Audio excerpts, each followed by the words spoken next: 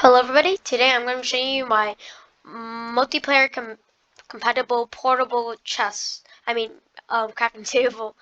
Now this is basically a sequel to my last crafting table video, and this is what I see as basically the easiest multiplayer one ever.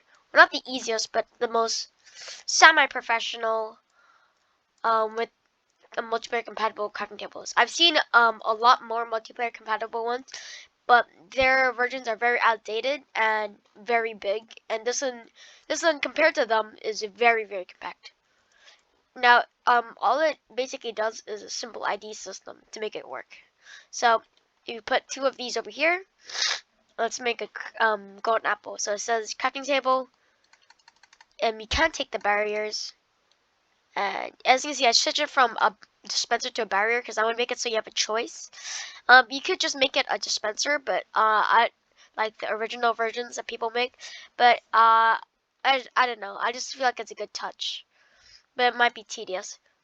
And if you just escape, enchanted apple will be there, and it won't show up in this one either. So let's just do that again.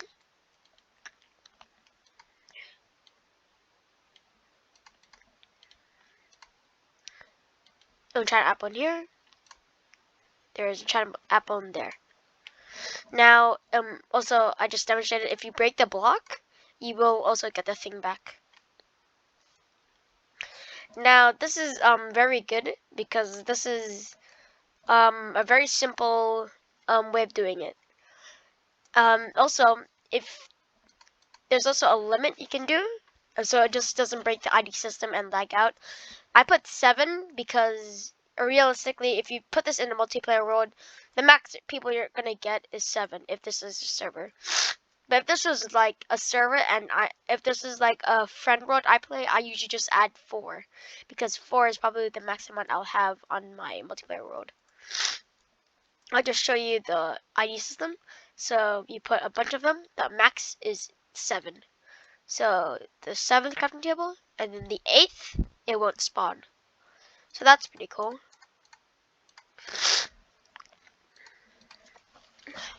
You will have barrier blocks in inventory, but yeah, I don't know how to fix that. I mean, I did add an unconditional version before that just deletes it, but yeah, whatever.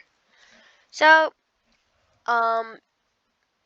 so I'll just show you how it works right now. As I said, this is totally multiplayer compatible, and this will always work. So you don't really need that many command blocks. I mean, you don't really need that many scoreboards.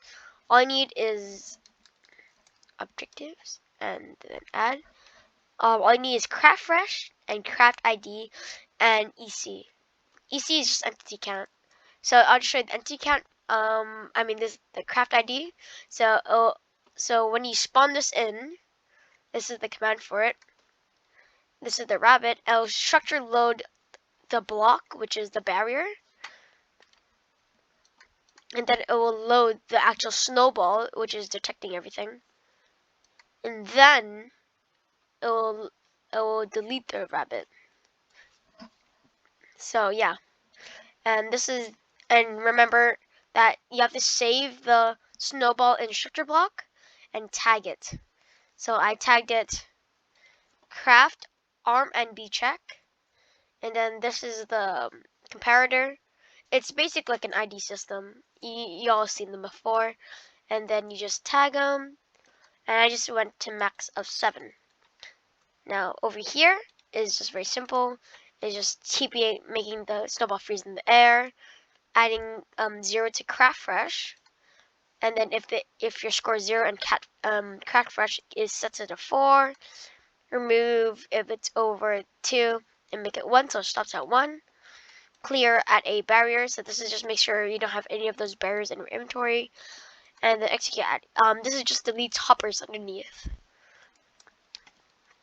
So over here is just the entity count. So I'll do scoreboard players set craft ID EC equals 0. So that's the fake name, craft ID, and execute at E and craft arm NB check. Scoreboard players add craft ID EC1. And over here, it's just the limit command, scoreboard players test craft ID EC1, EC8. So you just go one above your limit, and then do, if you're craft fresh, so if you're newly pressed one, then it'll delete it. And this is the delete command. Scoreboard execute at each scores, craft fresh equal 1, tag craft NV check, detect if it's underneath you, structure load craft, and this is the item. So this is the actual item I saved in the structure block, and I'll load it below the thing. Now these over here is just the fill command.